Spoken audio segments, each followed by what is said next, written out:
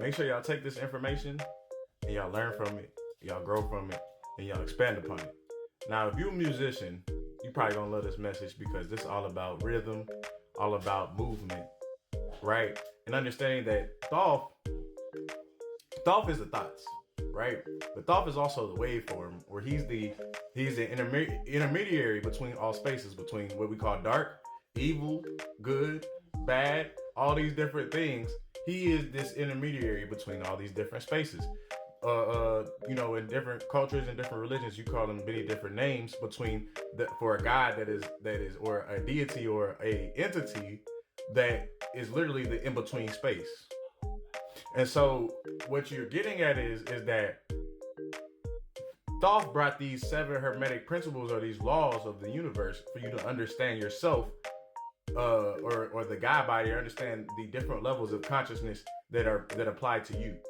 So when we're talking about rhythm and dance and music, these things apply to the law of rhythm and polarity. Really everything. But if we're saying in terms of rhythm, we're saying that, remember, the reason people dance and have fun and do all these things is because of rhythm. So what am I saying? That the rhythm of the universe is the thing that keeps everything, that makes everything have this flow of in and out, the flow of the rise and fall of the tides. I'm talking about basically like a pendulum swing. If you ever see one of the pendulums that swing back and forth, right? Basically the measure to the left of the swing is a measure to the right of the swing. Or the law of rhythm is the law of polarity, in that everything has a polar opposite. So you're saying that rhythm has to deal with also polarity, because you're talking about positive and negative polarity back and forth, or what we call waves that go horizontal, versus what we call masculine and feminine polarity, which deal with the up and down of the waveform. You feel me? So we're talking about these different fluctuations of these waves, which sit perpendicular to each other, which we call a cross. Which is why they say planet X.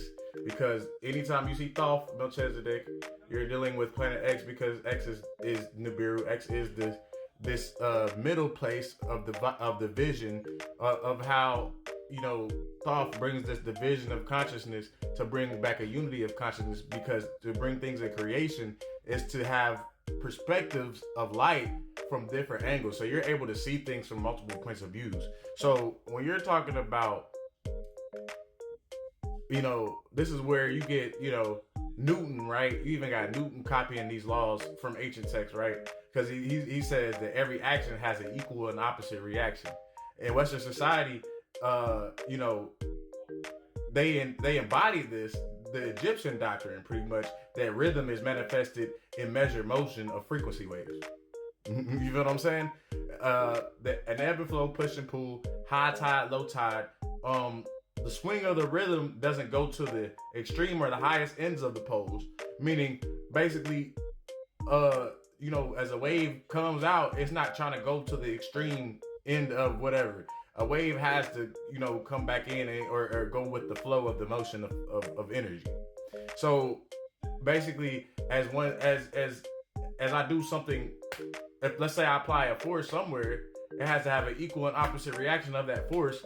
You feel what I'm saying? Because that is the nature of whatever you're dealing with. You feel me? For things to have opposites of the universe, I'm gonna say. So when you're talking about animals, humans, plants, minerals, spirit, everything in creation is manifested with rhythm. So like when we're talking about, let me give you an example. If we're talking about Michael Jackson, right? We talking about Michael Jackson, he had a song called Remember the Time, Black and White, many of these different songs, right? And you start to see that Michael Jackson was channeling this information. He even said in one of his videos, he was channeling these songs from a higher force. If you want to call it a deity, you want to call it God, he was channeling these songs down from the ethers.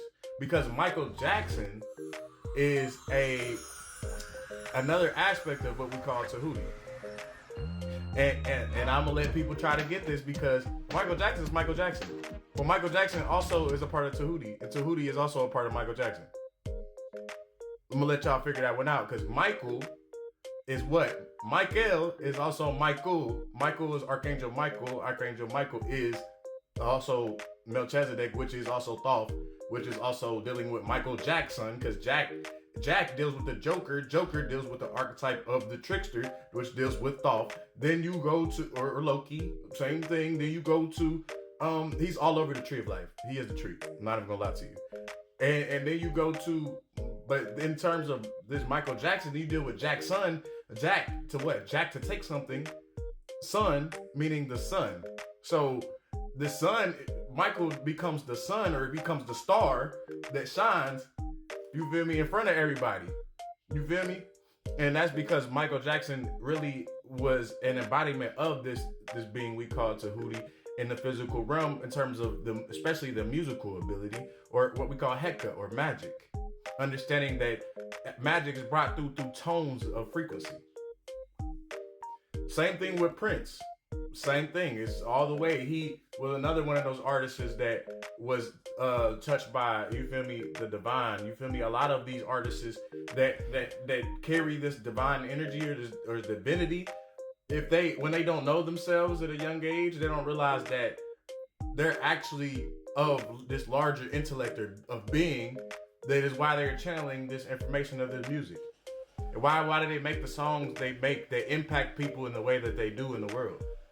You feel me? What put it in their heart to make those lyrics at that point of time, or that standpoint of that being? When you're talking about Black and White, you're talking about all these different songs, Purple Rain. You're talking about Barry White even said we're all gods. You feel what I'm saying? You feel me? Why is it that when it comes to the musician, whether dark or light, the musician term is the one that taps into the beautiful nature of creation, able to create something so beautiful that you have no choice but to listen to it. You feel me? As music is life. And it's a beautiful thing, ain't it? So, although we have this law of rhythm that brings the positive and negative, the ebb and the flow of the higher, the lower nature, of us going through the bullshit to get back up to the top, of us going through the shit, of us seeing what the left look like so we can know what the right look like. I mean, seeing what the left look right, so we automatically go to the right, and we know what the right look like, so we go to the left, so we can constantly have this comparison in our consciousness of different perspectives, of angles of light, and able to cultivate ourselves through these different perspectives. And this is all what consciousness is. But, you know, we're really showing you that music has a bigger impact than what anybody can ever imagine. Imagine if you go in every night, right? Imagine you start learning these chakras, or their geometric symbols, whichever one works for you, and you start learning each chakra that deals with your different parts of your what you call your electromagnetic field. And you learn that you can have sound, colors, and also frequency of music. You feel me? This frequency, and you can play these frequencies and actually tune into that energy. And this is as simple as how the information can be encapsulated or come into the mind. Because we're talking about from affirmation to information. And so if you want to be able to get into the rhythm, you have to be able to play those frequencies. If you want to be able to get into the rhythm of music itself and become a better artist, you would play higher frequencies, or a frequency depending upon what type of artist you want to be. You feel me? You would start to channel this energy internally and then be able to express it externally to have it come out into the physical reality. You see what I'm saying? You see where I'm going? So ultimately, the power of music only comes through the intellect and you understanding how to use both sides of the brain. How to not only have just lyrics, but have feeling, passion, meaning. You feel what I'm saying? And this is ultimately the key to rhythm is being in the flow. Because once you get in the flow, you in that flow state, you can start to create so many different things, create whatever you want. You feel me? That's why I call it the flow. That's why we flow when we rap. You feel me? It's the ebb and the flow. It's the, you feel me? You gotta always be on go. You always gotta flow. For sure. You feel me?